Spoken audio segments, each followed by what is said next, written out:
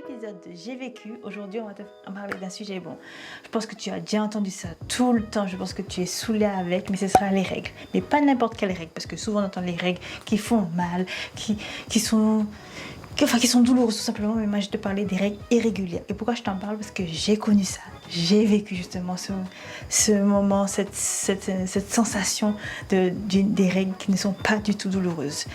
Pour t'expliquer, je vais mettre deux parties très claires. La première, c'est comment j'ai découvert ça, comment je le vivais. Et la deuxième, quelles sont les actions, qu'est-ce que j'ai mis en place pour justement y remédier. Alors la première chose, j'ai appris comme tout le monde qu'il y avait les règles qui sont arrivées, un peu bizarrement, mais bon, ça c'est autre chose, c'est trop intime pour que je t'en parle. On n'est pas encore assez intime, assez proche pour faire ça, mais on l'est quand même. Alors les règles... Au début, oui, j'avais la douleur comme tout le monde. Je pense que c'est au fur et à mesure, j'ai cette sensation, désolée du terme, mais d'aller faire pipi tout le temps sur moi. Et bien souvent, je me suis rapprochée de ma mère. Je dis mais pourquoi j'ai pas mal justement, pourquoi j'ai envie de faire pipi, etc. Je ne comprenais pas. Ma mère me dit mais non, t'inquiète, c'est au début, ça va passer, etc. J'ai dit ok. Et à force, mes amis me disent « Ah, moi, j'ai mal au ventre. Ah, je suis pliée en quatre, etc. J'ai mal, je me sens pas bien. J'ai la sueur froide et tout. » Parce que moi, je les regardais. Moi, j'ai pas mal. Ils me disent « Mais t'es bizarre, toi, t'as de la chance.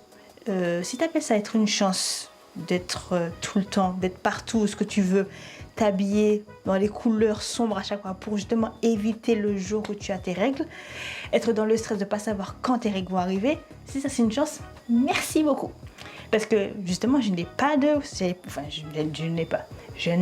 symptômes, je n'avais pas de douleur, j'étais tranquille comme là je suis en train de te parler, j'avais juste la sensation de faire pipi sur moi. Donc après, on vient à la deuxième partie. Qu'est-ce que j'ai fait pour y remédier? Bon, on a parlé, je pense que tu as dû parler, je pense que tu es saoulée aussi avec ça.